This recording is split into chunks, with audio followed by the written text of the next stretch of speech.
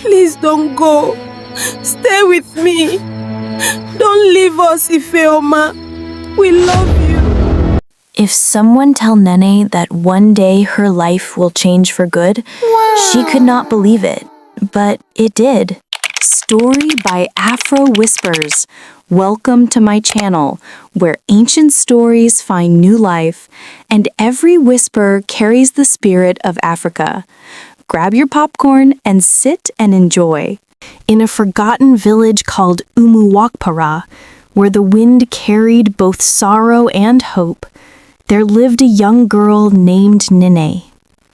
A girl whose story would one day remind the world that even the poorest heart can be the richest in love. Nene grew up in a poor family of 5. Her parents were hardworking but had little to show. They lived in a small mud house with leaking roofs, yet love filled their home.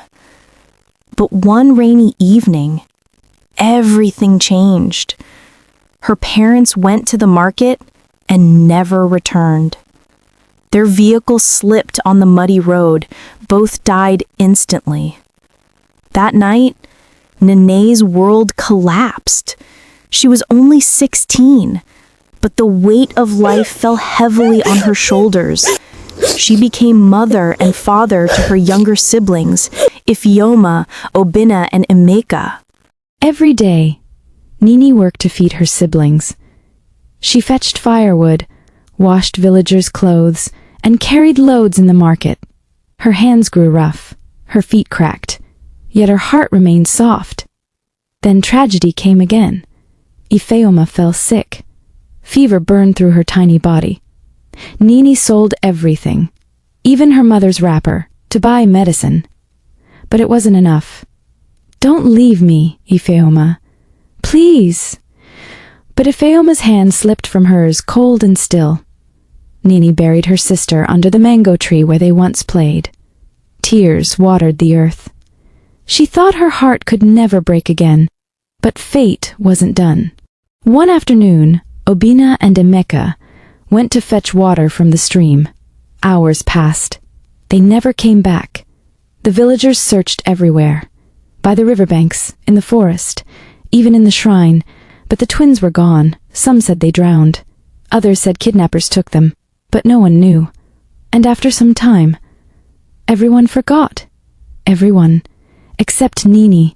Every night, she sat under that mango tree, whispering their names to the wind. A relative came one day. Her mother's sister. "Come to Lagos," she said. "You'll find a better life." Hope flickered again. Maybe, just maybe, life would smile at her this time. But Lagos was not kind. Her aunt turned her into a servant, cooking, cleaning, working endlessly.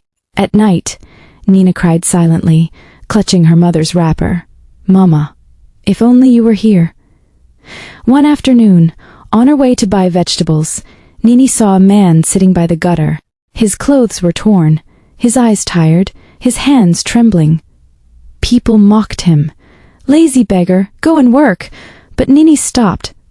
Something about him felt familiar. "Are you hungry?" she asked gently. He nodded. She gave him her food.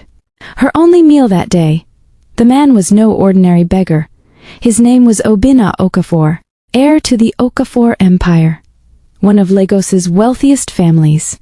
He disguised himself as a poor man to find a woman who would love him for who he was. And there she was, Nene. The girl who saw humanity in him when others saw dirt.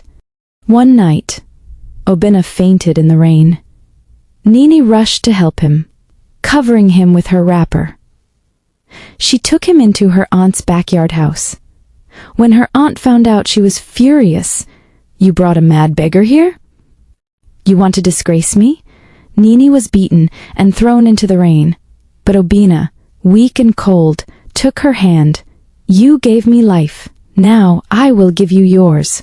The next morning, black SUVs filled the street. Men in suits stepped out. "We're looking for our master, Obinna Okafor." The aunt froze. Nene couldn't breathe. Obinna appeared. Clean, dressed in white. He turned to Nene. You looked at me and saw a man, not a beggar. You gave me kindness when I had nothing. You are the reason I believe in good again. Nene, I searched for love everywhere and found it in you. He took her hand and asked her to come home with him. Months passed. Nene's life changed.